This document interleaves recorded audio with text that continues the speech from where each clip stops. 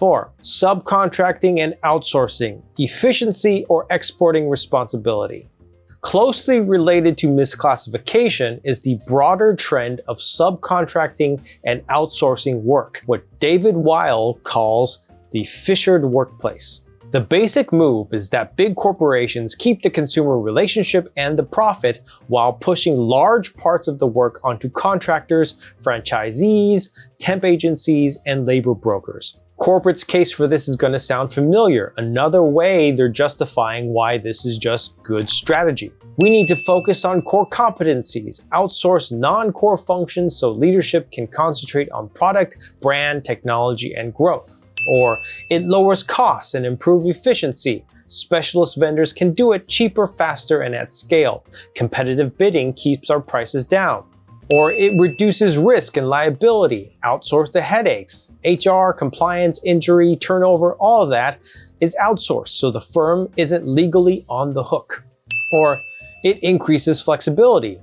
Having demand spikes, add contractors. Oh, demand is dropping? Let's just end the contract. No layoffs, no long-term commitments. Or competition forces it. If rivals outsource and you don't, you become the high-cost producer. Now, all of that sounds rational until you ask the Drucker question, are you outsourcing work or outsourcing responsibility?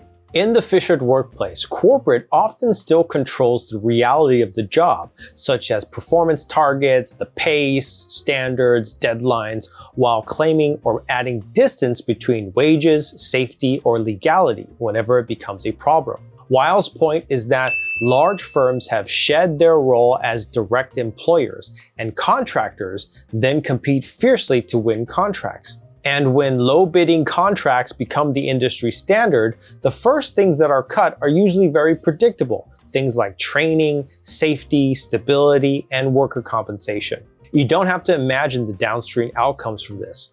The US Department of Labor found that a major sanitation subcontractor was illegally employing 100+ children in hazardous overnight cleaning work at a meat processing facility in multiple states. Children were cleaning meat saws, carving blades, and industrial equipment with minimal safety provisions.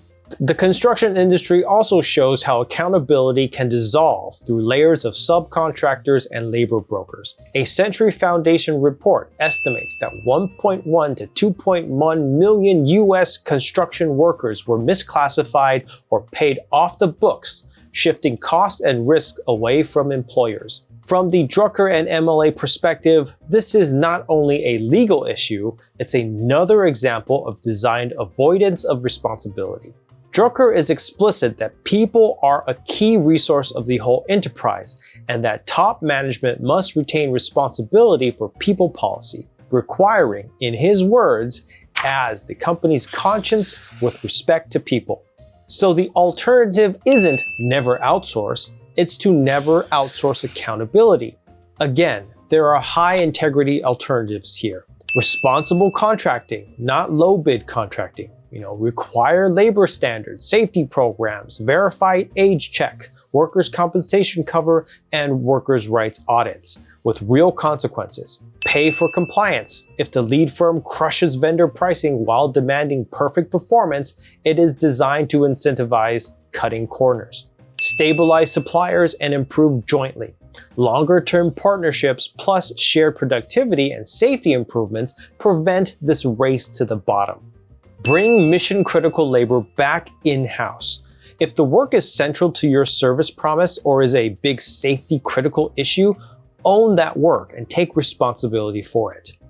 In short, subcontracting can be legitimate, but the fissured workplace becomes corrosive when it's used as a strategy to keep control and to maximize profit, all while pushing human and legal responsibility onto smaller, weaker firms and onto the public. This is irresponsibility disguised as efficiency, and it sets up the conditions where people start looking for people to blame for all their problems that were engineered by management's design.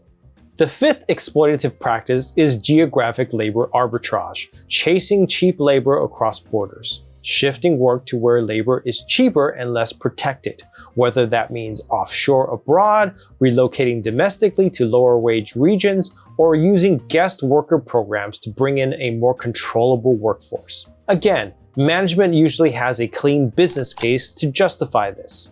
Oh, we'll say something like, we have to stay cost competitive. If competitors can make it cheaper in Mexico, Vietnam, or the US South, we have to match them.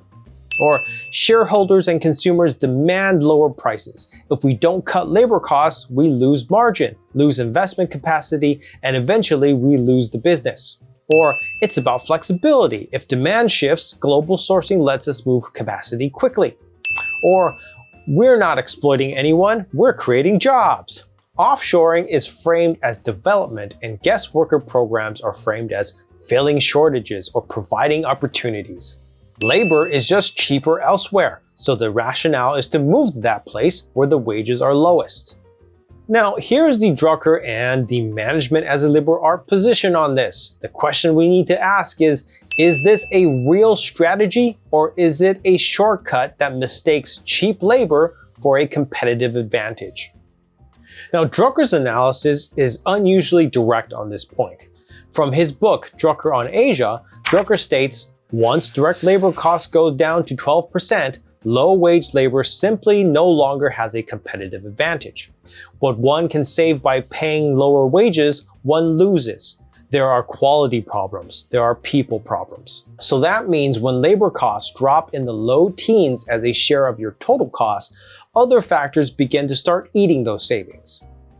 And Drucker goes on further. He says, moving production offshore should be seen primarily as a way to establish in offshore markets, not as a way to supply the domestic market more cheaply. That's a fundamentally different management logic from chasing the lowest wage. The true durable advantage is productivity, quality, reliability, and the application of knowledge, not wage shopping. Drucker makes the same point when he argues that the decline of blue-collar employment in rich countries is not mainly explained by moving work to low-wage countries, and that the advantage that truly matters now is the application of knowledge, such as quality management, lean systems, just-in-time processes, customer service, etc. From an MLA perspective, geographic arbitrage becomes corrosive when it's used to escape reality. It turns competition into the race for the weakest standards, and it signals to workers everywhere, accept less or lose your job. This harms wages and damages trust, community stability, and legitimacy of institutions. If the goal is competitiveness and affordability, there are potential high-integrity routes, such as compete on productivity, not on labor cheapness. Invest in training, process redesign, quality systems, maintenance, and technology that rises output per labor hour. Use offshoring for market access, not wage arbitrage. Drucker's point, offshore to serve offshore markets, reduce lead times, and improve service, not to undercut your home labor market. Design total cost decisions, not wage-only decisions. Factor in freight, defect, rework, turnaround time, supply chain risk, and the cost of turnover and degraded workmanship. Exactly the quality and people problems Drucker highlights. If you use guest workers, remove the captive labor dynamic. Make mobility and enforcement real. Portability between employers, transparent wages, and a strong oversight. So visas can't be used as a wage dampening tool. Build local responsibility into your strategy. If your firm depends on a community's labor and infrastructure, treat that community as part of the enterprise's long-term asset, not just a cost center to abandon whenever a cheaper zip code appears. Conclusion. So in conclusion, if you take nothing else away from this episode, take this. Immigrants didn't invent wage stagnation. They didn't design the fissured workplace. Migrant workers didn't decide that the easiest way to stay competitive was to silence worker voices, to relabel employees as contractors, to outsource accountability, or to chase the cheapest labor on earth. Management did that. Or more precisely, a certain type of management, one that treats people as a cost to be minimalized and responsibility as something to be engineered away.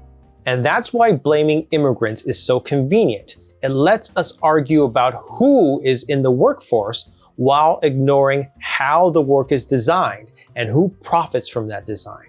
Management as a liberal art offers a different standard. In a functioning society, organizations don't get to keep the gains while exporting all the risks. They don't get to claim efficiency while building business models that require vulnerability, silence, and disposable people. Drucker's test is simple. Does this practice make people productive, and does it strengthen the institution's legitimacy in society? If the answer is no, if it degrades work, corrodes trust, and destabilizes communities, then it is exploiting people. That is not smart business. If we want affordable goods and competitive companies, we don't get there by racing to the bottom. We get there by doing the hard managerial work, raising productivity, improving quality, building trust, and sharing gains in ways that keeps the society contract intact. Because the goal isn't to win against your employees. It isn't to defeat the workers. The goal is to build institutions worthy of people's lives and a society stable enough to sustain free enterprise in the first place. So that wraps up part 2. In part 3, we'll tackle scapegoating and social ecology, how economic insecurity gets redirected into blame, oftentimes towards immigrants, how workers must preserve dignity and leverage when the system is degrading, and what responsible leadership looks like when tensions are high. Now, if you found this useful, please like and subscribe, and please share it with somebody who's tired of the same corporate arguments. Which of these practices have you seen up close or experienced, and what did it do to the people, the work, and the community? I'd love to hear from you in the comments below. It always generates a great discussion. As always, thank you so much for your time and attention. I'll see you next time.